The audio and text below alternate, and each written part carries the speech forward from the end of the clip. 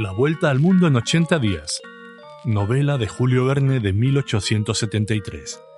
Leída e interpretada por Antonio Sotopatiño. Capítulo 22. El Carnatic, salido de Hong Kong el 7 de noviembre a las 6:30 de la tarde, se dirigía a todo vapor hacia las tierras del Japón. Llevaba cargamento completo de mercancías y pasajeros. 2 cámaras de popa estaban desocupadas. Eran las que se habían tomado para Phileas Fogg.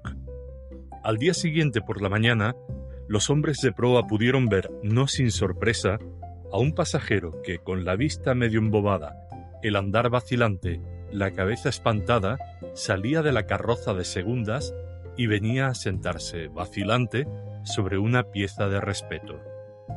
Ese pasajero era Picaporte en persona. He aquí lo acontecido. Algunos instantes después de que Fix saliera del fumadero, 2 mozos habían recogido a Picaporte, profundamente dormido, y lo habían acostado sobre la tarima reservada a los fumadores. Pero 3 horas más tarde, Picaporte, perseguido hasta en sus pesadillas por una idea fija, se despertaba y luchaba contra la acción enervante del narcótico. El pensamiento de su deber no cumplido sacudía su entorpecimiento. Bajaba de aquella tarima de ebrios y, apoyándose vacilante en las paredes, cayendo y levantándose, pero siempre impelido por una especie de instinto, salía del fumadero gritando como en sueños: «Le Carnatic, le Carnatic». El vapor estaba ya humeando y dispuesto a marchar. Picaporte no tenía más que dar algunos pasos. Se lanzó sobre el puente volante, salvó el espacio y cayó sin aliento a proa, en el momento en que el Carnatic largaba sus amarras. Algunos marineros, como gente acostumbrada a esta clase de escenas, descendieron al pobre mozo a una cámara de segunda, y Picaporte no se despertó hasta la mañana siguiente, a 150 millas de las tierras de China. Por eso, pues, se hallaba Picaporte aquel día sobre la cubierta del Carnatic, viniendo a aspirar a todo pulmón las brisas del mar. Este aire puro lo serenó. Comenzó a reunir sus ideas y no lo consiguió sin esfuerzos. Pero al fin recordó las escenas de la víspera, las confidencias de Fix, el fumadero, etc. «Es evidente», decía para sí, «que he estado abominablemente ebrio. ¿Qué dirá Mr. Fogg? En todo caso, no he faltado a la salida del buque, que es lo principal». Y después, acordándose de Fix, añadía: «En cuanto a ese, espero que ya nos habremos desembarazado de él, y que después de lo que me ha propuesto, nos atreverá a seguirnos sobre el Carnatic. Un inspector de policía, un detective, en seguimiento de mi amo acusado del robo cometido en el Banco de Inglaterra.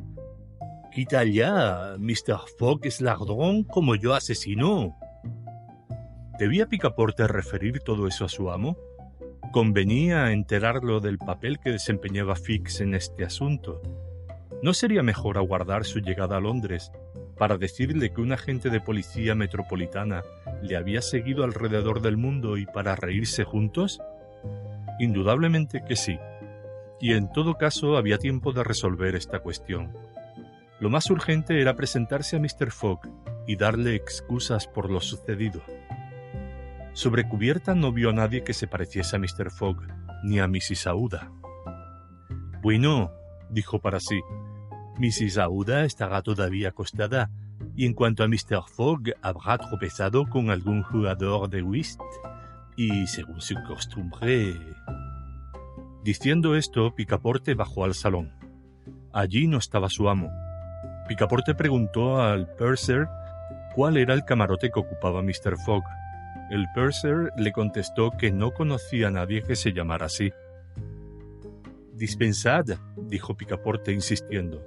«Se trata de un caballero alto, frío, poco comunicativo, acompañado de una joven señora». «No tenemos señoras jóvenes a bordo», respondió el purser. «Por lo demás, he aquí la lista de los pasajeros, y podéis consultarla». Picaporte la leyó, y allí no figuraba el nombre de su amo. Tuvo una especie de desvanecimiento. Ni una sola idea cruzó por su cerebro. —¿Pero estoy en el Carnatic? —preguntó. —Sí —respondió el purser. —¿En rumbo para Yokohama? —Perfectamente. Picaporte había tenido de pronto el temor de haberse equivocado de buque, pero si él estaba en el Carnatic, era bien seguro que su amo no. Picaporte se dejó caer sobre su sillón como herido del rayo. Acababa de ocurrírsele súbitamente una idea clara. Recordó que la hora de salida del Carnatic se había adelantado y que no se lo había avisado a su amo. Era culpa suya, por consiguiente, que Mr. Fogg y Mrs. Aouda hubiesen perdido el viaje. Culpa suya sí, pero más todavía del traidor, que para separarlo de su amo y detener a este en Hong Kong, lo había embriagado, porque al fin comprendió el ardid del inspector de policía. Y ahora Mr. Fogg, seguramente arruinado, perdida la apuesta, detenido, preso tal vez. Picaporte se arrancaba los pelos. Ah, si Fix cayese alguna vez entre sus manos, ¡qué ajuste de cuentas! En fin, después de los primeros momentos de postración, Picaporte recobró su sangre fría y estudió la situación, que era poco envidiable. El francés estaba en rumbo para el Japón. Cierto de su llegada allí, ¿cómo se marcharía? Tenía los bolsillos vacíos, ni un chelín, ni un penique. Sin embargo, su pasaje y manutención estaban pagados de antemano. Contaba, pues, con 5 o 6 días para pensar la resolución que debía tomar. Comió y bebió durante la travesía, cual no puede describirse. Comió por su amo, por Mrs. Aouda y por sí mismo. Comió como si el Japón a donde iba a desembarcar hubiera sido país desierto, desprovisto de toda sustancia comestible. El 13, a la primera marea, el Carnatic entraba en el puerto de Yokohama. Este punto es una importante escala del Pacífico, donde paran todos los vapores empleados en el servicio de correos y viajeros entre la América del Norte, la China, el Japón y las islas de la Malasia.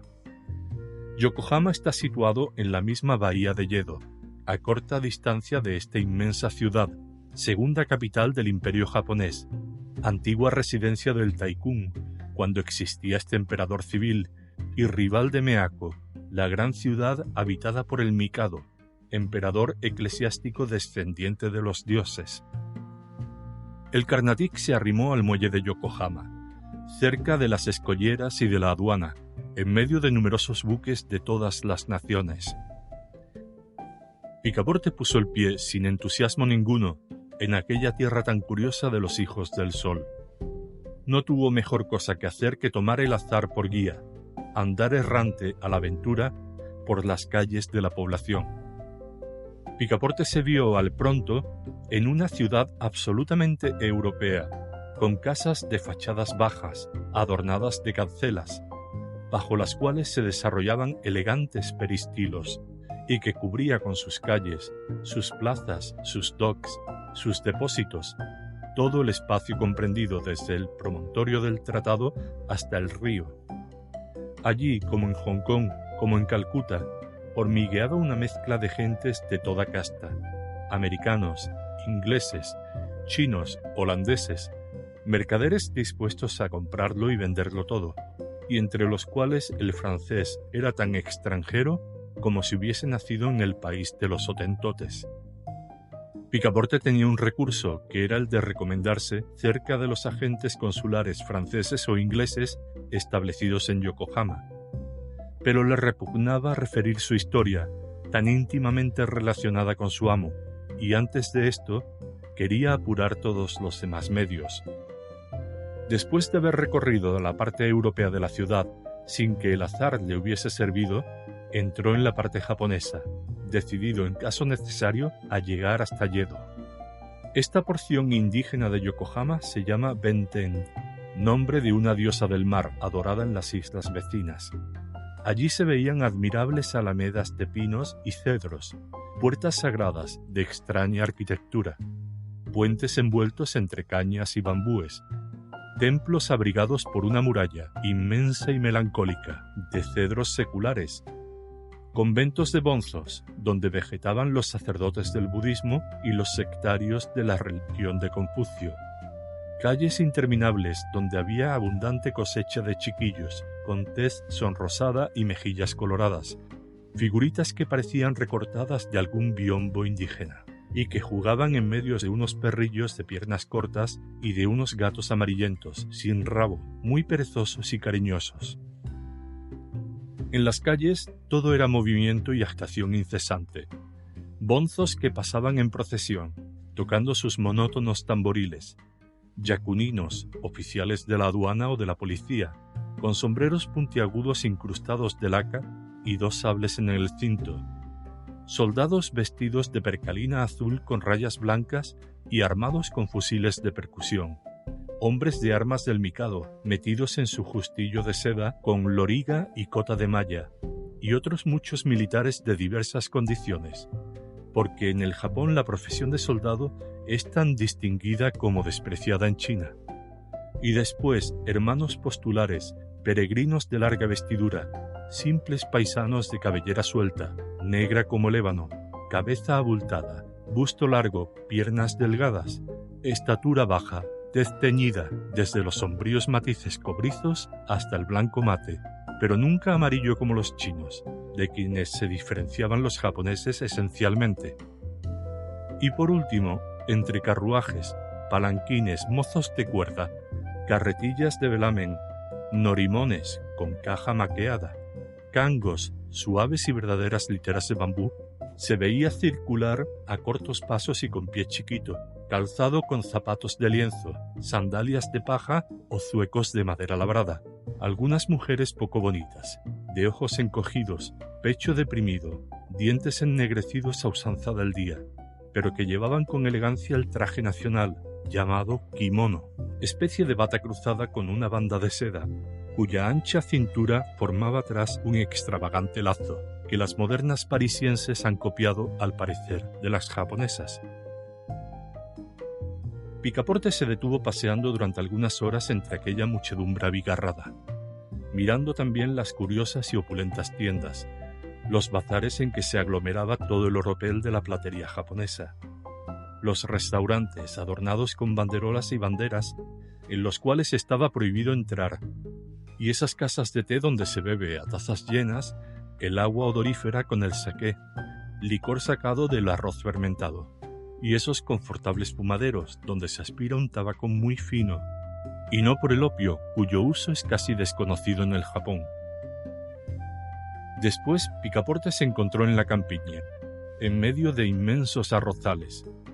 Allí ostentaban sus últimos colores y sus últimos perfumes las brillantes camelias, nacidas no ya en arbustos sino en árboles, y dentro de las cercas de los bambúes se veían cerezos, ciruelos, manzanos, que los indígenas cultivan más bien por sus flores que por sus frutos, y que están defendidos contra los pájaros, palomas, cuervos y otras aves por medio de maniquíes haciendo muecas o con torniquetes, chillones. No había cedro majestuoso que no abrigase alguna águila, ni sauce bajo el cual no se encontrase alguna garza, melancólicamente posada sobre una pata. En fin, por todas partes había cornejas, patos, gavilanes, gansos silvestres y muchas de esas grullas a las cuales tratan los japoneses de señorías, porque simbolizan para ellos la longevidad y la dicha. Al andar así vagando, Picaporte descubrió algunas violetas entre las hierbas. «Bueno», dijo, «ya tengo cena». Pero las olió y no tenían perfume alguno. «No tengo suerte», pensó para sus adentros. Cierto es que el buen muchacho había almorzado por previsión todo lo copiosamente que pudo antes de salir del Carnatic, pero después de un día de paseo se sintió muy hueco el estómago. Bien había observado que en la muestra de los carniceros faltaba el carnero, la cabra o el cerdo, y como sabía que es un sacrilegio matar bueyes únicamente reservados a las necesidades de la agricultura, había deducido que la carne andaba escasa en el Japón. No se engañaba, pero a falta de todo eso, su estómago se hubiera arreglado con jabalí, gamo, perdices o codornices, ave o pescado con que se alimentan exclusivamente los japoneses, juntamente con el producto de los arrozales. Pero debió hacer de tripas corazón y dejar para el día siguiente el cuidado de proveer a su manutención. Llegó la noche y Picaporte regresó a la ciudad indígena, vagando por las calles en medio de faroles multicolores, viendo a los farsantes ejecutar sus maravillosos ejercicios y a los astrólogos que, al aire libre, reunían a la gente alrededor de su telescopio. Después volvió al puerto, esmaltado con las luces de los pescadores, que atraían los peces por medio de antorchas encendidas. Por último, las calles se despoblaron. A la multitud sucedieron las rondas de yacuninos, oficiales que con sus magníficos trajes y en medio de un séquito parecían embajadores, y Picaporte repetía alegremente cada vez que encontraba alguna vistosa patrulla: «Buena va, otra embajada japonesa que sale para Europa».